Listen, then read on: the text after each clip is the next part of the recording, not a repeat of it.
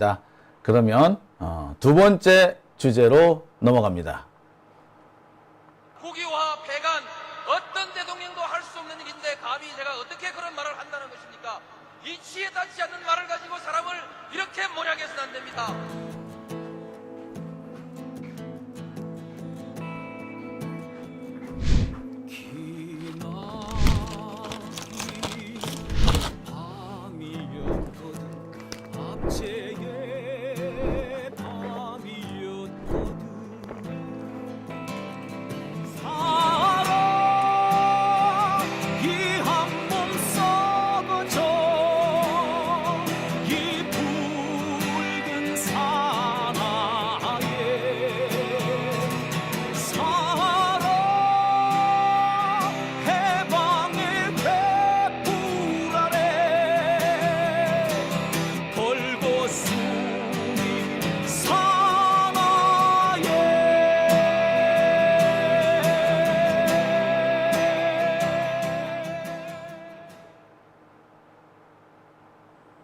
네, 오밤중의 뉴스 함께하고 계신 지금 시각 12시 6분 지나고 있습니다. 자, 두 번째 주제 넘어가 보겠습니다. 두 번째 주제는요, 제가 며칠 전부터 제가 취재를 하고 있다라고 말씀을 드렸던 부분이고요. 취재가 끝나는 대로 전해드리겠다라고 했던 겁니다. 자, 제가 준비한 두 번째 주제는요, 최상병 사건 수사 방해했던 공수처 내부의 적이 과연 누구였느냐라는 겁니다. 자, 여러분, 지난번에 김규현 변호사님 출연하셨을 때 기억하십니까? 그때도 김규현 변호사님이 잠깐 얘기를 했었죠. 최상병 사건을 지금 공수처가 수사를 하고 있는데 나름 뭐 비판도 많이 받고 있지만 열심히 하는 부분도 있었어요. 그렇죠? 그런데 이 공수처 내부에서 이 공수처 내부의 이 수사를 계속 방해하는 그런 세력이 있다라는 그런 지적을 했었습니다. 도대체 어느 놈이 그럴까요? 자, 최상병 사건 수사 방해, 공수처 내부의 적은 누구야? 어느 놈이야? 입니다. 자, 일단 제가 여기서는 A 부장검사라고 썼습니다. 제가 한동훈하고 한 3년 반 송사를 벌이다 보니까 이제 이렇게 누구 하나를 꼭 집어서 얘기하기는 좀 겁이 나요. 늙었나 봐요. 하지만 들어보시면 누군지 대충 아실 겁니다. 제가 취재를 해보니까 이분으로 확인이 됩니다. 제가 지금 누구라고 제가 설명을, 실명을 까지 못하는 건요, 당사자가 아직 반론을 받지를 못했기 때문에 까지를 못하는 겁니다. 반론을 받는 대로 깔 거 까겠습니다. 확인해서, 당사자의 반론이 확인되는 대로 하도록 하겠습니다. 당사자 지금 반론을 받는 절차가 조금 늦어지는 관계로 현재까지는 제가 이름까지는 공개하지는 않습니다. 하지만 여러분들한테 이제는 좀 밝혀야 될 것 같아서 이 내용 밝힙니다. 공수처 내부에서 최상병 사건 수사를 방해하던 부장검사, 이 사람을 공개합니다.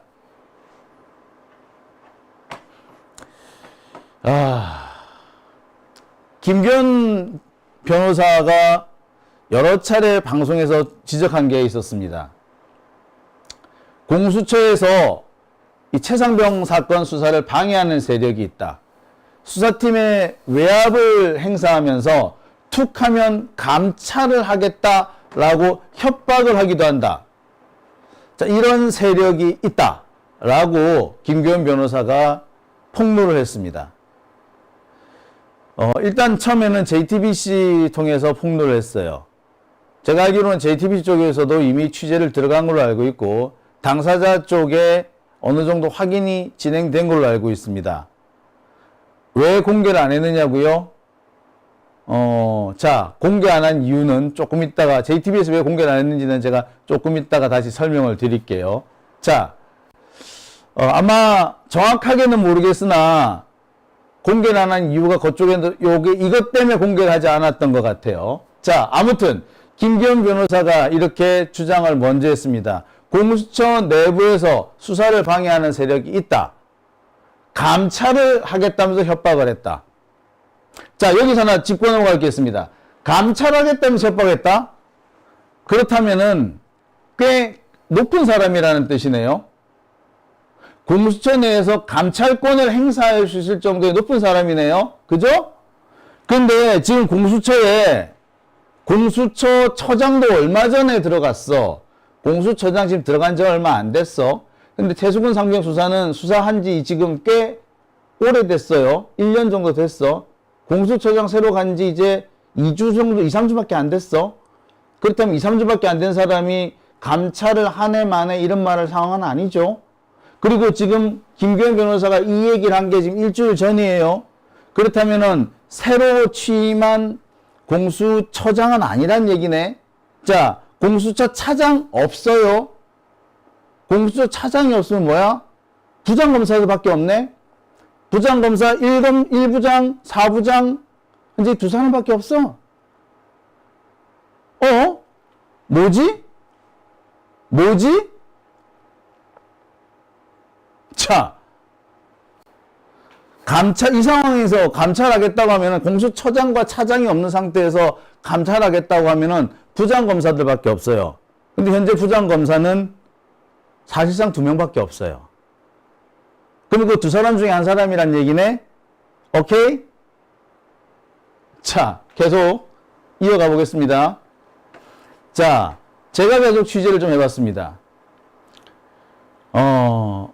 사건 배당권을 이용해서 압박을 하고 수사 정보를 유출한다면서 검사들이나 수사관들한테 야, 휴대전화 내놔 라고 협박을 하기도 하며 이 공수처 내부에서 각종 압력을 행사하더라.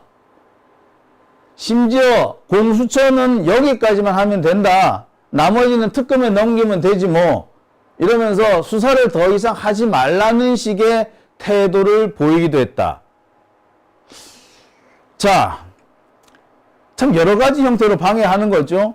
수사를 하겠다는 애들을 여러 가지 이유를 들어서 막고 있다는 거지. 수사하는 애들 계속해서 지금 협박하고 있는 거지. 이른바 별건을 들먹이는 거죠. 수사 그 자체로 그걸로는 뭐라고 못하니까 너 수사 기밀 유출하지. 기자들한테 너 비밀 유포했지. 야, 휴대폰 내놔봐. 너 감찰할 거야. 야, 우리는 여기까지만 하면 돼. 특검 넘길 거잖아. 그러니까 여기까지만 하자고. 자, 이런 식으로 억지를 부릴 수 있는 사람. 꽤 높은 사람이라는 뜻이에요. 그죠? 검사들한테, 수사관들한테 이렇게 억지를 부릴 수 있는 사람이에요. 꽤 높은 사람이야. 그런데 공수처장, 공수차장이 없어? 그럼 누구야? 부장검사들밖에 없죠? 근데 그 부장검사도 2명밖에 없어. 그러면 수사 담당하는 부장검사겠어? 수사를 안 하는 부장검사겠어? 네. 다 나왔네, 뭐. 자, 요 얘기는요, 김기현 변호사가 저희 장용진 TV에 나와서도 말한 적이 있습니다. 자, 장용진 TV에 나와서 김기현 변호사가 뭐라고 얘기했는지 그 내용부터 한번 들어보시죠. 아, 그렇죠. 인력 자체가 좀 부족하니까. 공수처 자체의 인력이 적고 그 수사팀은 더 적고 그리고 그 수사팀 외에 다른 이제 공수처의 어떤 지휘부라든가 다른 부서 사람들은 이 수사를 탐탁치 않게 생각하는 것 같습니다. 아, 탐탁치 않게 생각하는 그런 기류가 있는 것 같아요. 그래서 이제 어떤 내부 첩보나 이런 거에 따르면 언론에 뭐 공수처 수사 상황이 보도가 되면 그쪽에서 와가지고 너희 유출했지. 유출했지. 너희 수사 상황 유출했지. 너희들 핸드폰 내놔봐. 막 이런다는 거예요. 공수처 검사가 다른 공수처 검사 또는 네. 공수처 직원이 또 다른 공수처 직원한테. 예, 예. 그러니까 막 감찰한다 이런 얘기까지 하고, 그러니까 이제 그쪽은 당연히 대통령실이랑 뭐 연계가 돼 있거나 아니면 뭐 암묵적으로 그쪽 편이거나. 대략 그렇게밖에 그 볼수 공수처 수사 일부 정도에서 다른 이쪽으로 뭐 그런 건가요? 수사 일부가 그렇다는 얘기 제가 누구라고, 들었겠는데. 누구라고 제가 뭐 말씀을 지금 드릴 단계는 아닌데. 예, 대충 맞나요?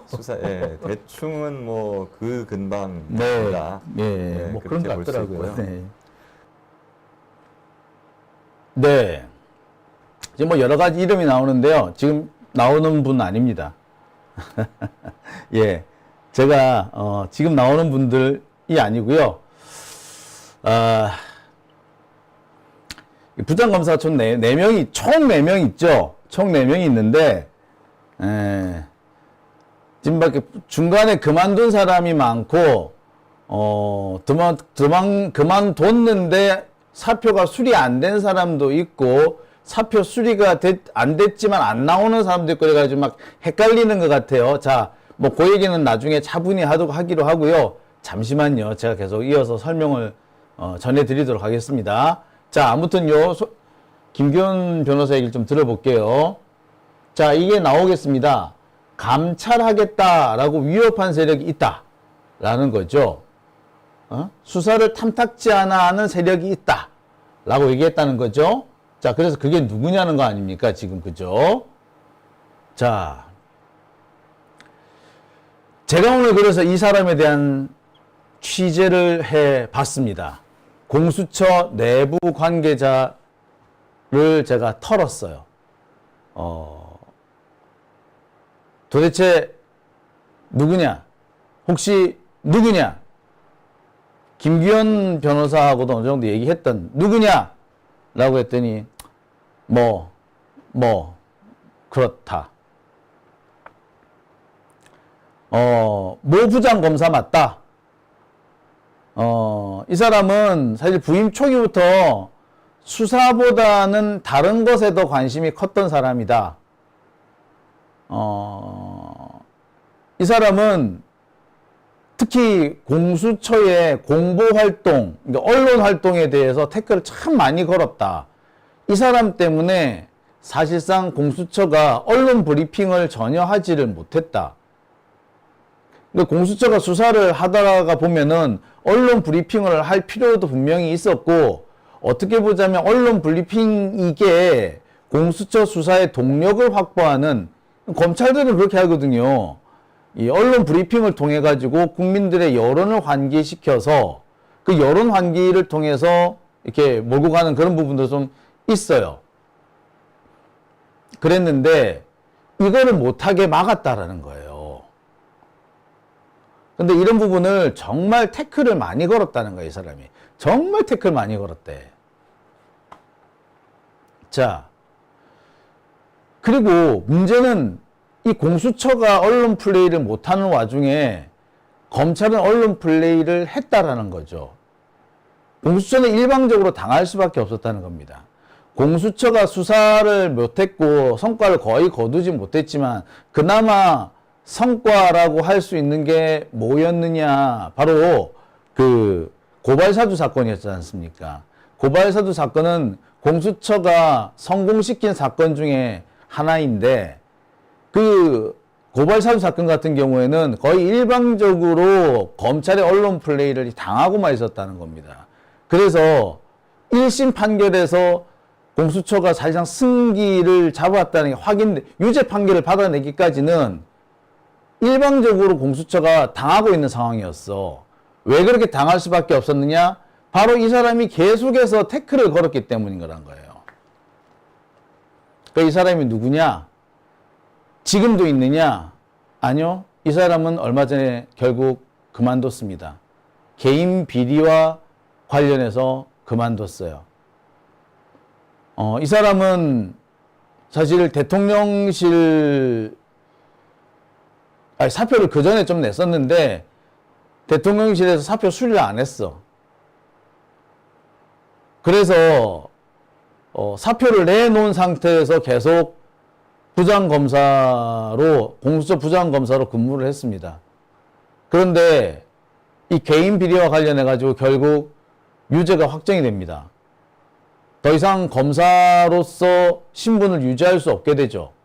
확정 판결이 나기 하루 전날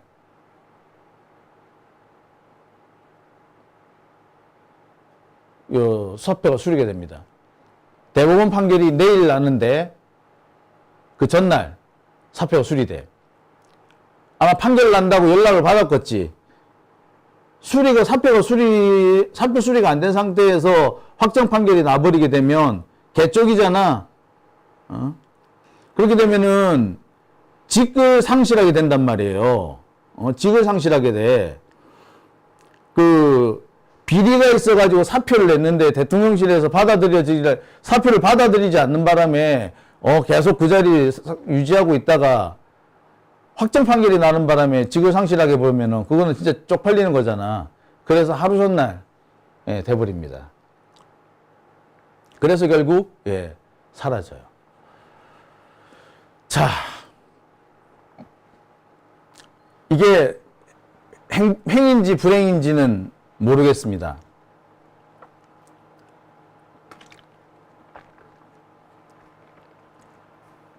근데 참 징하죠. 문제는 이 사람이 그만두는 이 과정에 공수처의 많은 직원들이 떠나갔다는 겁니다. 괜찮은 검사들, 괜찮은 수사관들이 공수처를 떠났어요. 이 사람이 몇 달간 더 버티는 과정에 최수근 상병 수사를 맡았던 그 검사들을 비롯해서 많은 수사 인력들이 빠져나가 버렸습니다. 그리고 이제